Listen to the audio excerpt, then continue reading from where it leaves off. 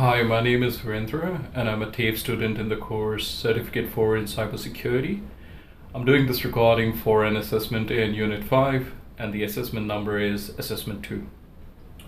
So thank you, first of all, for attending the WHS information session today. And first and foremost, I would like to thank the audience in person here, which is Teresa Lisbon and Patrick Shane. So for your convenience, I've set up a separate screen and you can follow along the slides and the information provided here on this computer.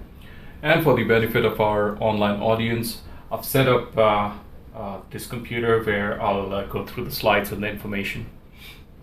So why are we here? We noticed that there are certain issues that we need to talk through. These include a couple of recent incidents and some risks which could lead to incidents in future. So the two incidents that I'm talking about, the first one, an employee collapsed from exhaustion during a company event. The second one is where an employee suffered a strain injury. Then there were two issues where there is a risk of a future incident. So the first one is lack of induction training for a new joiner. Then there is a failed fire drill, which is also a very serious matter. So we know that the first two led to staff injuries, and which is something that we should all be concerned with. And the lack of WHS induction training basically could lead to an employee being completely unaware of their rights and obligation as part of the organization and the safety culture, and this could put them at risk. Lastly, the failed evacuation drill is something that could put a person or an employee or a group of people under life or death situation in case of a real hazard. So these are some things that we need to talk about and what we can do to address these things in future. So why do we need to talk about these things and how do we manage these risks? So this process is called WHS consultation, and I'll go through some points on why it is important to have a culture of consultation at workplace. So first of all, WHS consultation helps to understand the workers and the work environment they are part of, and the risks that they come across and how these risks can be managed. The insight and experience of different workers and duty holders can help set up proper processes and control procedures. WHS consultation also encourages employees to openly talk about decisions that could have an impact on their health and safety. And lastly, the consultation helps to assess risks, and then we can discuss them further and then formulate and implement controls. And then not just we don't stop there, we periodically review these so we can make all the necessary changes to improve the processes. Now, what are the hazard and control measures that we can think of for these incidents that occurred and the risks that were identified? So for employees collapsing from extreme exhaustion, basically the hazard type is physical and psychological. The control measure could be engineering control, or it could be administrative, or it could be both. And the WHS measure is WHS awareness training and ensuring that employees understand that following WHS guidelines is necessary in all situations in a work setting. The failed fire drill, well, this leads to physical safety hazard, and the control for this is administrative control. The WHS measure is ensuring that everyone completes the modules for emergency evacuation, and this needs to be certified every year to ensure that people are well versed with the processes to be followed in case of an emergency evacuation. Moving on, these are some data, some information that was collected from the past incidents. So we can see in all through the last 3 years, body stress, back pain, neck pain, basically strains and issues, they have been the major contributor to incidents at workplace. Now, what was the control measures that were missed in this case? So either the worker did not have a ergonomic setup, they didn't have proper seating, they didn't have proper workstation or chairs available to them, which led to this incident, or they were doing manual handling and they did not have proper equipment or training to do this.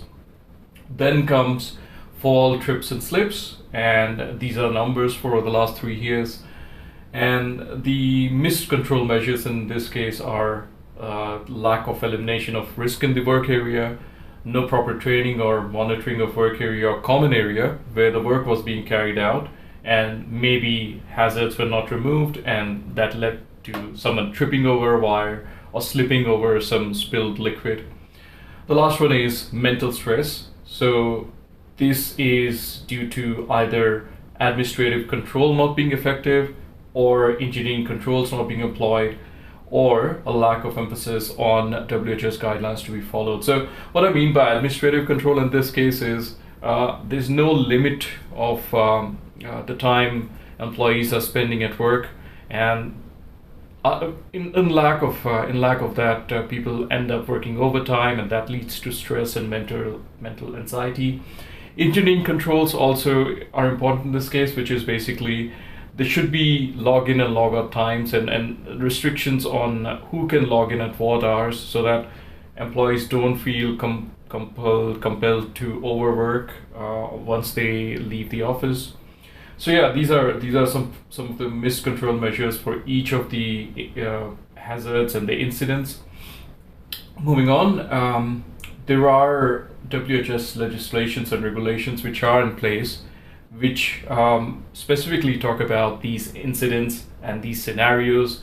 So these are either the WHS Act 2011 or the Work Health and Safety Regulation 2011 or the Code of Practice 2011. So these are guidelines which basically provide us with the necessary information how to manage these scenarios and how to keep the workplace incident free. So the important provisions for these scenarios are to ensure that the employees' safety and welfare is looked after by minimizing work area related risks. These guidelines also specify how an ergonomic workplace should be set up. It is something that also talks about the preparation of and training of employees for evacuation protocols. And lastly, everyone in the workforce should be given reasonable representation, and they should be given the opportunity for WHS consultation. So these are not all the provisions. These are just some of the important provisions, and we will talk about how to get into the details of these legislations and regulations or the specific organizational policies. We'll come to that. So how do we find out what are the WHS policies, procedures, and forms that are available at Data Trust, which are specifically applicable for the organization, and how do you employees keep themselves up to date with these policies and procedures? So the point of the contact or the place to find this information in Data Trust is the intranet portal, and that's the URL that I've shared there. I'll share the slides as well after the session, so you can go to the portal and look specifically. Well, you probably have been to the intranet portal, but then you can look specifically for the WHS policies and procedures. So a copy of this information is also provided of the as part of the induction pack for a new joiner. But in case anyone's not gone through that information, this is just a reminder to visit the intranet and read through these specific policies and procedures. Okay, now overview of policies and procedures as far as WHS is concerned. Now, what are these about? Why do these matter? So there's some points why these are important. So these apply to all employees, contractors, and volunteers of Data Trust, whether they're working from office or offsite. All the strategic operational planning processes incorporate these policies and the information and the guidelines provided in these policies in all the work done at Data Trust.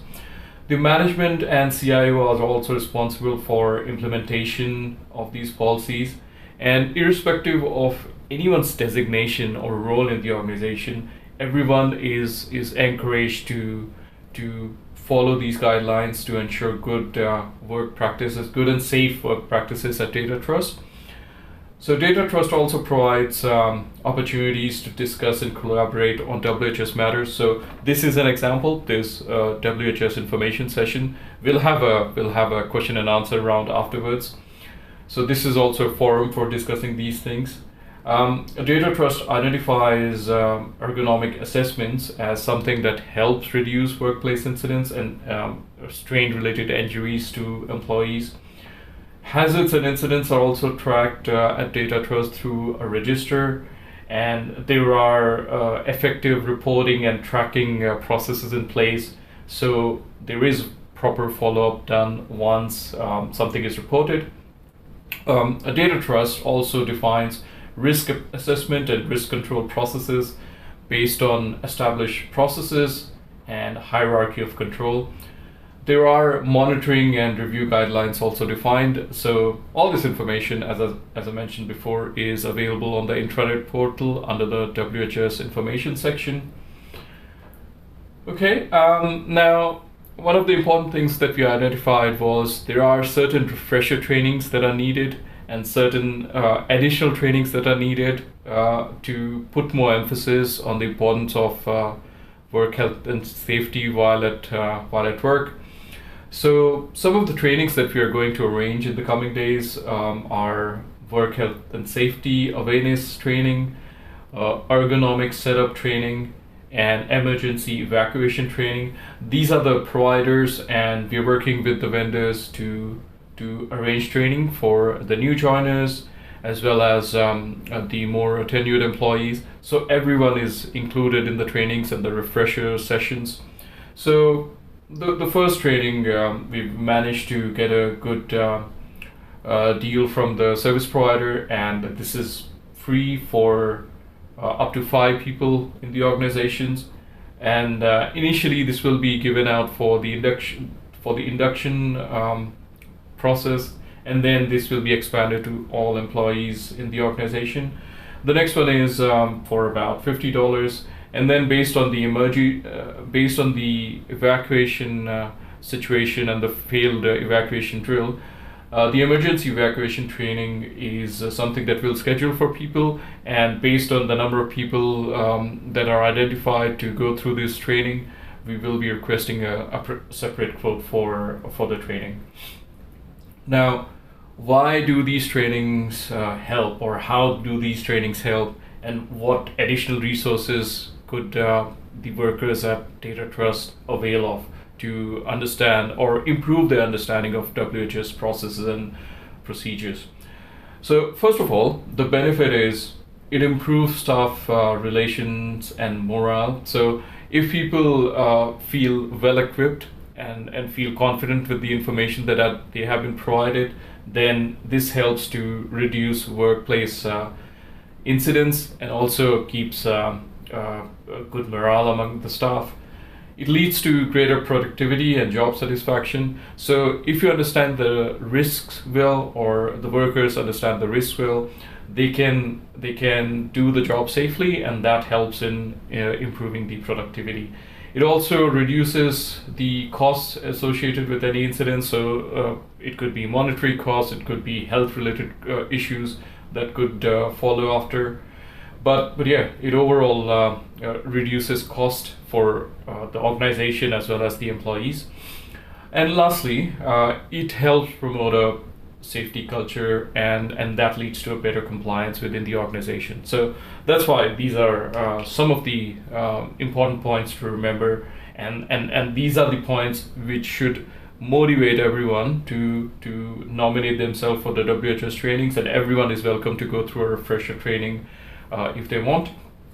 Now, additional resources that have been provided apart from these training. So these trainings are scheduled on a regular basis, but additional resources which are available to the workers at Data Trust at all times are the internal WHS portal, the internal trainings and the information sessions that are regularly identified or regularly conducted, the fortnightly meeting of the WHS working group. That's also an important forum for discussing incidents, near misses, and also to identify risks for any upcoming work. The WHS Open Forum is held monthly and allows everyone to participate and raise questions or provide suggestions. Lastly, there is a weekly newsletter that sends out tips for safe work practices. It could be related to manual handling, it could be related to people working at the computer for long hours, sometimes long hours because of work-related issues or requirements. So yeah, these things are always available, and I encourage everyone to go through this information through the intranet and you know, attend the WHS consultation, the working group meetings. And yeah, you're welcome to go through this information and see how you would like to participate more in promoting a better safety culture. So that was the training, that was the information session, and I thank you for attending first of all. And the important thing to remember is once we leave the session, we need to still keep in mind that these regulations, policies, and procedures are for our safety, are for promoting a healthy work culture, and also this helps everyone, the organization as well as the workers. So before we move on to the question and answer round, let me move the computer from here first of all.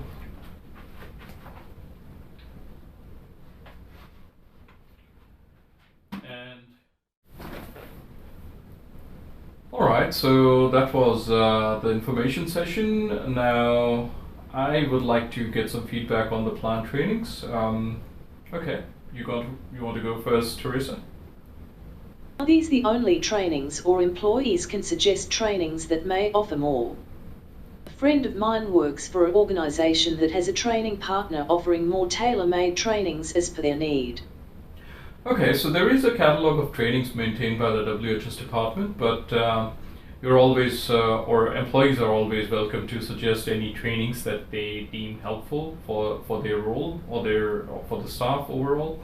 These can then be evaluated by the WHS leadership team, and if found useful, then apart from the trainings already being provided, these can also be made part of the mandatory set of trainings. Patrick, any question for me? Any feedback from you? No? Okay. Well, in that case, my next question for you would be, how can we improve the safety culture at Data Trust? We can try clearly defining safety-related responsibilities based on the employee role. Okay, all right, good point. Teresa?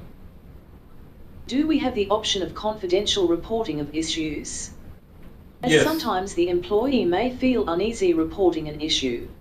Yes, so there is a compliance hotline that you can call and anonymously report issues, and the details of the hotline can be found on the intranet portal that I talked about earlier. Okay, what else?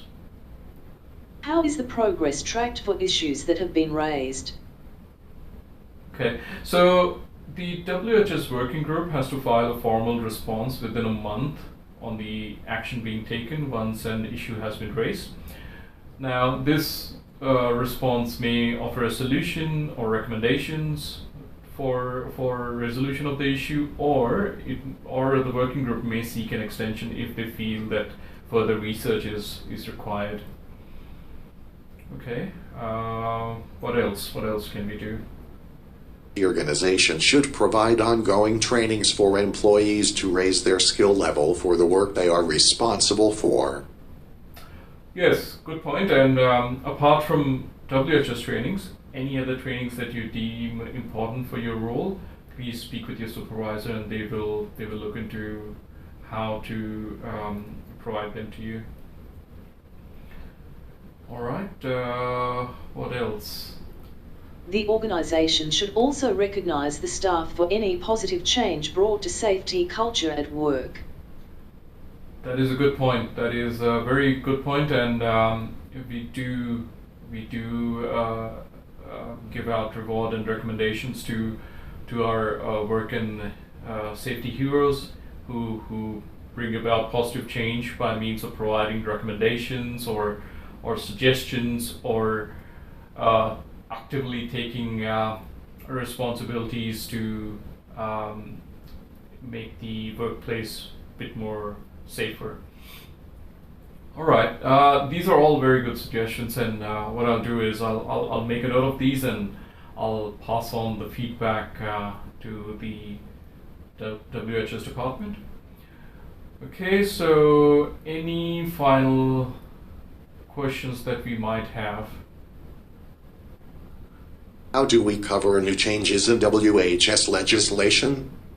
Okay, so Patrick, see, what happens is any changes are incorporated in the training content, the internal trainings, and everyone has to do an yearly recertification. And by that, what I mean is they have to attend the relevant training with the updated content, and then they have to pass an evaluation based on the information they learned in that training module. Apart from this, any urgent changes are communicated using employee newsletters or employee town hall sessions. All right, if there are no more questions, then I again thank you for your time and for attending the session, and have a good rest of the day, guys. Thank you. And that concludes the recording for this assessment. Thank you.